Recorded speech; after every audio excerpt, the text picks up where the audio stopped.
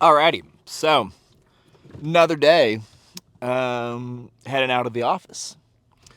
Um, it is nice, always nice, always has been. That's kind of why in this field that my office is the gym. Makes things really easy for me to do a lot of things and live a fit, moving, healthy lifestyle to the likes of which most people really can't do, which is rather unfortunate for them. Just got to make sure Mike doesn't come fucking unplugged again here. Would really, really, really hate to have that happen again. Let's see. Let's see here. Got to make sure we're clipped into something. And alrighty, there we go. There we go. Brief little pause there. So we're talking about deloads. So yesterday, backstory here, we're going to start Army and then we're going to go into weightlifting. So last week, my competitors for the best sapper competition, sapper, just think like Rangers, Army Rangers, but engineers, competition for all the best soldiers wearing that sapper tab, people who have completed the school to go out and be the best pair of two people bearing that tab that they can be and go win a competition. So we had that group. They went full-time last week, meaning that they do 2-a-day workouts, and in between those 2-a-day workouts, they are in the classroom studying their sapper skills. So they're basically spending 9 to 12-ish weeks, depending on when they head out, and depending on kind of like just some of the scheduling things that happen, training to be full-time athletes, more or less. So started them full-time last week, and already this week, just simply because we had a bunch of people join in last week, so our volumes are already much higher than that baseline. We've had some people who kind of started doing 2-a-days on their own before then. We have some people whose attendance has been rather low. Some people who came in already coming back from Ranger School, so they were already a little bit injured. Basically, overall, let's turn that up. There we go. We had not an ideal schedule for a lot of people. And as a result, already yesterday, during our first run day of the week, we had 2-3 little nagging injury complaints. And then a bunch of people TD-wide, temporary duty, so a bunch of people out of town for work, bunch of people at the range, a bunch of shit going on. So I made the executive decision, hey, we are beaten up already. We need to help some of y'all just handle this volume better, and a bunch of you are already going to make this a deload week anyway because you're gone. Boom, complete change of plans. This week is a deload week. We'll start building back up next week, let this recovery kick in. So what that was is that wasn't a set in stone, every 4 weeks we are deloading. Like, this is week number 4. Don't care how they're feeling. Don't care what the fuck's going on. We are doing a deload on this week because this is the 4th week. It wasn't just a, hey, well, that sucks to suck. This is week 3. We're not supposed to deload until next week, so best of fucking luck to you. We're not deloading yet. Those are all proactive deloads, where you are predetermining at this time, I am expecting the athletes to be in such a beaten down, fatigued place that we will need to deload. Proactive, predetermined deloads, just guessing that, hey, we're going to have to do this at that time. What I did was a reactive deload. I saw the trends happening.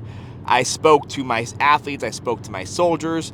I saw the writing on the wall. I saw the scheduling conflicts. I saw, hey, because of X, Y, Z, fucking A through Z things going on right now, this week is going to be a deload. And I like that model a lot fucking better than the proactive, predetermined deload route. We're just going to call it the predetermined deloads. I like reactive deloads a lot better than I do the predetermined deloads. Because kind of like the whole idea that you can periodize 12 weeks, and at the end of that, excuse me, The whole idea that you can periodize a 12-week program and you can say without a shred of doubt in your mind that on week 12, day number 5, this athlete will hit 105%. I can guarantee it. No, you fucking can't. There is zero way, and that just the thought of that is complete hubris. You are not that fucking smart. Throw your ego out the window. You cannot predict that. You can make some good guesstimations and you can plan for that, but you cannot actually predict what day the athlete is going to be in peak sporting form. You cannot predict peak sporting form. You can, again, make some estimations, make some trend lines and kind of guess, but you can't actually estimate. Same idea, you are unable to predict with any accurate measurement when the athlete is going to be at lowest sporting form. You cannot actually predict when a deload is going to be needed, because it sure as hell is not every 4 weeks set in stone. Like, that's just not a fucking thing. And if it's the case where you're doing every 4 weeks and the athlete doesn't need a deload, you just wasted 25% of the year. You just wasted every 4th week for deload, taking back volume, taking back intensity, to deload an athlete that doesn't need it. So you're doing less work for a quarter of the year when you could be doing more work because the athlete doesn't need the deload. Because most athletes will not need a set-in-stone deload every 4th week. Because looking at it, most athletes are people. People have lives. Most people's lives are going to insert deloads in out of fucking nowhere. For example, this week, my guys who are on a work trip, my guys who are at the range, my guys who are at a different competition right now that is much lower intensity than the training we're doing, they're all going to deload anyway. No matter if I had it programmed this week or not, or whether I had made the reactive decision to do a deload, they were going to deload either fucking way because they're not here. They're not doing the training. They're on work trip. They're on whatever. They're at the range. They're doing something. They're going to deload either fucking way. So it doesn't matter if I have it pre-programmed or not. Most people's lives are like that. I have an athlete who just texted me today. Hey, I don't think I can do day 1 right now. I just did the warm-up and I feel like shit. I am extremely sick right now. I can barely catch my breath. All right, well, fuck. It doesn't matter that this is week 8 of your program and we're maxing out today and we're maxing out the rest of the week. That doesn't fucking matter because you're sick and, like, you can't do the work. So, like, what we had written doesn't fucking matter because you can't do it. Like, that's fine. That's life. That's just how things go. We adapt. We overcome. We go on from there. Same idea. If someone's work has been kicking them in the ass and it's week 2 of a 4-week, well, shit. Like, it's a deload now. Like, they can't get into the gym. It just happens. So, a lot of deloading happens just as a byproduct of life. A lot of deloading happens just kind of like when it happens. And obviously, when it's something like I had noticed today, where we saw a drastic increase in nagging little twinges and pains, I hear the complaints, I hear the less talking, I notice things about my athletes, I notice things about my soldiers. During those times, I can then say, okay, based off of all those factors, a deload is needed. We are in a point where we are on the brink of breaking. We need to pull things back to give the athletes, to give the soldiers time to recover. Now, if I just had that pre-programmed every 4 weeks and we didn't need it, again, we're just wasting a week of training. We could have gotten better during that time, but we're staying the same, if not getting worse, because we pulled back when we didn't need to. The more training you can do, consistently increasing over time, the better you're going to be at the end of the year. If you can add on, like, let's just say 1 kilo every week, just to make the math easy, and you just added, boom, 52 kilos at the end of the year. If you only add 1 kilo every 3rd week, and then you don't make progress in that 4th week because you're deloading, well, then you made 75% of the progress that person A made. I'm saying 75% because I don't know what fucking 52 times 75, I don't know what that math is there. 36, 38, something like that. I'm not a big math guy. Oh, it's fucking 40. There we go. 40 minus 12. So you then added 40 kilos to your total versus 52 simply just because you took a week off, obviously not a week off, you deloaded, you took a step back every single fourth week. Now, again, be smart about it. Like, it's reactive deloads instead of predetermined proactive deloads require you to be a coach. So it's a lot harder because it requires you to speak to your athletes, to notice things about your athletes, to track trends, to listen to your athletes. It's a much more complicated, much harder process.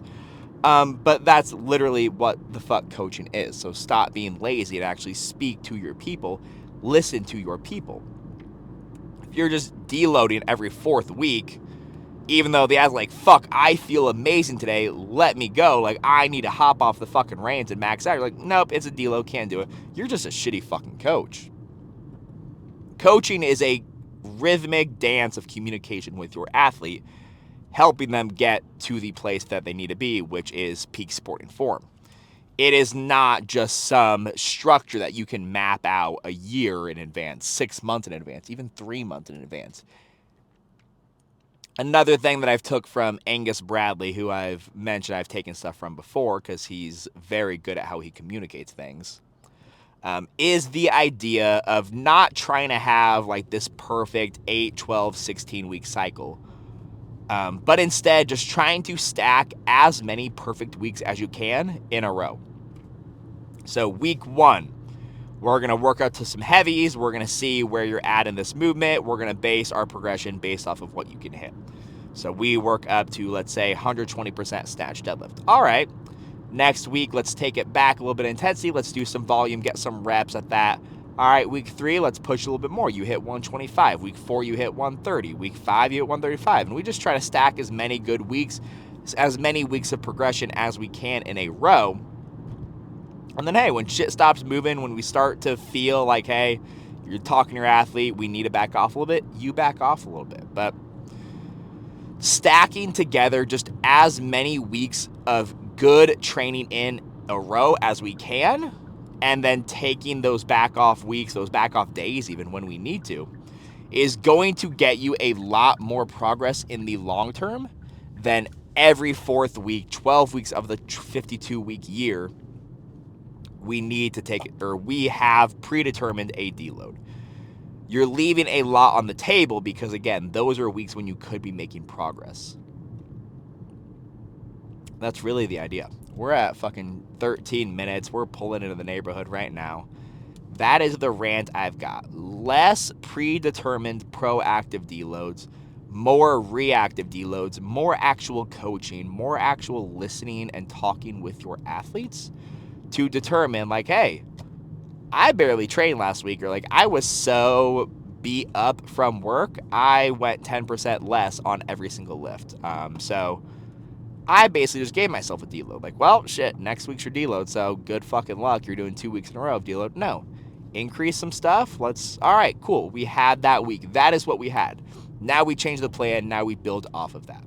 And doing that as long as we can, building as many of those productive good weeks in a row, building on each week. Each week is going to be its own different cycle, more or less. Like, it's looking at it from a micro cycle to micro cycle, week to week basis, rather than this big 4, 8, 12. And now the caveat with that is that works a lot better in a one-to-one aspect than it does a larger group aspect, simply just because you can't change an entire group program based off one person. But that's a complete side story because I work with typically one-on-one, if not 1-on-8 is my biggest group. So complete sidetrack there. But talk to your athletes, be a better coach. Don't just lock in every fourth week of the deload. Like, actually, like, stack some good weeks in a row instead of just fucking shit up every fourth week.